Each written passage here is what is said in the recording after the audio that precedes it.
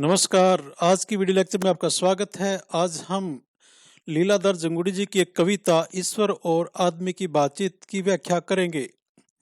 तो वीडियो शुरू करने से पहले एक निवेदन, अगर अभी तक आपने चैनल सब्सक्राइब नहीं किया तो इसको सब्सक्राइब कर लें।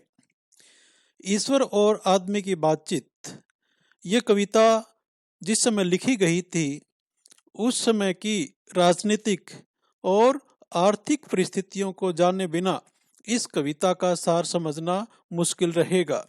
इसलिए जब ये कविता लिखी गई थी तो अगर उस समय काल से अगर हम उसको मिला लेते हैं, उन परिस्थितियों से हम अगर अवगत हो जाते हैं तो कवि का कविता रचने का क्या मंतव्य है उसको हम आसानी से समझ पाते हैं।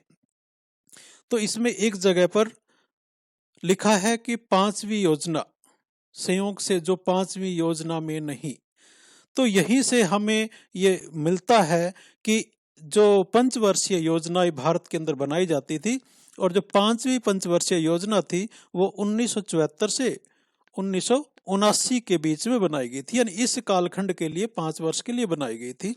और इस समय जो परिस्थितियां थी वो बड़ी विकट परिस्थितियां थी। जो महंगाई दर थी वो 31.8% बढ़ चुकी थी, यानी आम आदमी मारा मारा फिर रहा था। इसके अलावा जो कच्चे माल के दाम थे वो भी 61% तक बढ़ चुके थे। और 1975 में फिर इंदिरा गांधी ने आपातकाल की घोषणा कर दी थी। तो ऐसे समय पर कवि क्या सोच रहा है, किस प्रकार से जो गरीबी के कारण और महंगाई के कारण आम आदमी त्रस्त है, तो उसके इस कविता के माध्यम से उसने कुछ कहने का प्रयास किया है। तो आइए इसकी व्याख्या शुरू करते हैं। जानते हो यह मूर्ति मेरी है और कुछ लोग इसे पूजने आ रहे हैं। तुम्हें क्या चाहिए, क्या तुम्हारा भी वर्त है। जो ईश्वर है वो व्यक्ति से कहता है कि जानते हो ये मेरी मूर्ति है, यानी ये जो मूर्ति है वो मेरी है और कुछ लोग इसे पूजने आ रहे हैं। तुम्हें क्या चाहिए, क्या तुम्हारा भी वर्त है, कि कुछ लोग मेरी पूजा करने के लिए आ रहे हैं, ये मेरी मूर्ति है। वो उस व्यक्ति को कहता है ईश्वर तुम्हें क्या चाहिए, कि जैसे दूसरे लोग मेरे को पूजने के लिए आ रहे हैं तो वो भी मुझसे कुछ मांगने ही आ रहे हैं। तुम्हें क्या चाहिए, क्या तुम्हारा वर्त है, क्या तुम्हारा, क्या तुमने भी इसके लिए वर्त रखा है, कुछ मांगने के लिए वर्त रखा है। व्यक्ति कहता है नहीं नहीं, यह मूर्ति मेरी है। देखिए यहाँ पर कितना विरोधाभास है। भगवान कहते हैं ये मूर्ति मेरी है, जबकि व्यक्ति कहता है ये मूर्ति मेरी है और ये बिक चुकी है। यहाँ बड़ा एक प्रश्न चिन्ह खड़ा होता है। और कि वो भगवान की जो मूर्ति है वो बिक चुकी है, यानी वो बाजार व्यवस्था के अधीन हो गया है। जो भगवान भी बाजार की व्यवस्था के नजदीक हो चुका है और वो भी एक बिकने बिकाने की वस्तु बन चुका है। वो कहता है कि नहीं ये मूर्ति मेरी है, ये बिक चुकी है। खुद को तो मैं तुमसे भी ज्यादा जानता हूं, कि मैं तुमको यानी खुद को तुमसे ज्यादा जानता हूं। संयोग से जो पांचवी योजना में नहीं वह तुम कैसे दे सकते हो।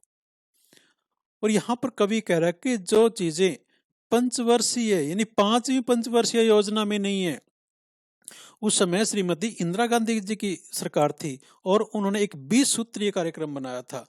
और जो भी उस 20 सूत्रीय कार्यक्रम के अंदर योजनाएं थी केवल वही सुविधाएं लोगों को दी जा रही थी। इसलिए कवि कहता है कि जो पांचवी योजना में नहीं है वह तुम नहीं दे सकते, यानी सरकार दे सकती है। और यहाँ पर सरकार की शक्ति को भगवान की शक्ति से ज्यादा दिखाया गया है, कि अगर जो चीजें पांचवी पंचवर्षीय योजना में नहीं है वह तुम कैसे दे सकते हो, जबकि मेरा कोई वर्त नहीं है फिर भी मैं भूखा हूं। और यहाँ पर कहता है, जो व्यक्ति कहता है कि मेरा कोई उपवास नहीं है लेकिन मैं फिर भी भूखा हूं, यानी वो जानबूझकर उपवास यानी जानबूझकर भूखा रहना, लेकिन फिर भी वो भूखा है। वो कहने का प्रयास कर रहा है कि इतनी सारी महंगाई है, इतनी प्रकार की अव्यवस्था है कि मेरे पेट के अंदर निवाला नहीं है, इसलिए मैं उपवास के कारण, श्रद्धा के कारण, भगवान के व्रत के कारण भूखा नहीं हूं। मैं वैसे ही प्राकृतिक रूप से भूखा हूं क्यों मेरे पास खाने के लिए कुछ भी नहीं है। प्रश्न केवल मूर्ति का नहीं है, मेरे घर का भी सवाल है। बताओ कि मैं कहाँ निवास करूं। और फिर वो व्यक्ति कहता है कि ये सिर्फ मूर्ति का प्रश्न नहीं है, मेरे घर का भी सवाल है, बताओ मैं कहाँ निवास करूं। तो यहाँ पर जो ये प्रश्न है, ये भगवान पूछ रहे हैं कि मैं कहाँ निवास करूं, कहाँ जाऊं। व्यक्ति कहता है तुम किताबों से उठकर बार बार यहाँ क्यों चले आते हो, कि तुम जो धार्मिक किताबें हैं और उनके अंदर ही भगवान सीमित हैं सिर्फ, और तुम वहां से उठकर यहाँ क्यों आ जाते हो। यह एक किस्म से जो प्रगतिवादी और मार्क्सवादी विचारधारा के भी कविता है, क्योंकि वो लोग जो धर्म को एक आडंबर समझते हैं, और इसलिए यहाँ पर भगवान के जो सत्ता के ऊपर प्रश्न चिन्ह लगाया गया है। तुम किताबों से उठकर बार बार यहाँ क्यों चले आते हो, कि तुम तो जो भगवान है सिर्फ किताबों की वस्तु रह गए हो, और तुम यहाँ क्यों आ गए हो, हमने तुम्हें कैलेंडरों पर दे दिया है। यानी भगवान को कहते हैं कि तुम कैलेंडरों तक सीमित रह गए हो, हमने तुमको कैलेंडरों को दे दिया है, यानी कैलेंडरों पे तुम्हारी फोटो हो जाती है और तुम घरों में टंग जाते हो, तुम यहाँ बार बार क्यों आ जाते हो। जाओ जूते और घड़ियों के ऊपर रहो, आदमियों के ऊपर इस वक्त खतरा है। और वो व्यक्ति भगवान को कहता है कि जाइए जूते और घड़ियों के ऊपर रहो, यानी जो जूते हैं या घड़ियां हैं उनके ऊपर भगवान के स्टिकर लगाए जाते थे उन दिनों, और बाजार की में बेचने की जो वस्तुओं की तरह भगवान को इस्तेमाल किया जाता था।